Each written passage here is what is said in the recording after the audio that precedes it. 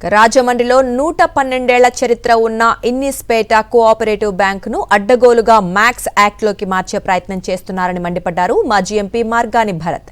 Bank పాలకవర్గం బ్యాంకును తమ సొంత జాగీర్లా మార్చే ప్రయత్నం చేస్తున్నారని మండిపడ్డారు. బ్యాంకులో 140 కోట్ల డిపాజిటర్ల సొమ్ము ఉందని బ్యాంక్ మ్యాక్స్ యాక్ట్లోకి మారితే ప్రభుత్వ నియంత్రణ, ఆర్బీఐ నియంత్రణ ఉండదన్నారు. ఇక ఇన్నిస్పేట బ్యాంక్ నిర్వహించే మహాసభను వైఎస్ఆర్సీపీ అడ్డుకునే ప్రయత్నం చేస్తుందని హెచ్చరించారు మార్గాని భరత్. ఇన్నిస్పేట కోఆపరేటివ్ బ్యాంక్ ఎన్ని సంవత్సరాల చరిత్ర ఉందండి?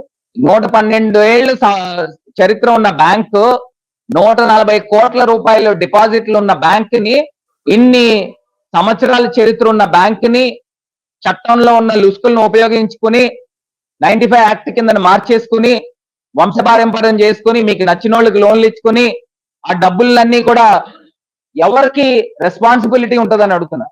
ఇందులో ప్రభుత్వం యొక్క, స్టేట్ గవర్నమెంట్ యొక్క నియంత్రణ లేకుండా అయిపోతుంది. ఇది మీరు ఇమీడియట్ గా ఉపసంహరించుకోండి. మరిన్ని అప్డేట్స్ కోసం ఛానల్ ను సబ్స్క్రైబ్ చేయండి. నోటిఫికేషన్స్ కోసం బెల్ ఐకాన్ పై క్లిక్ చేయండి.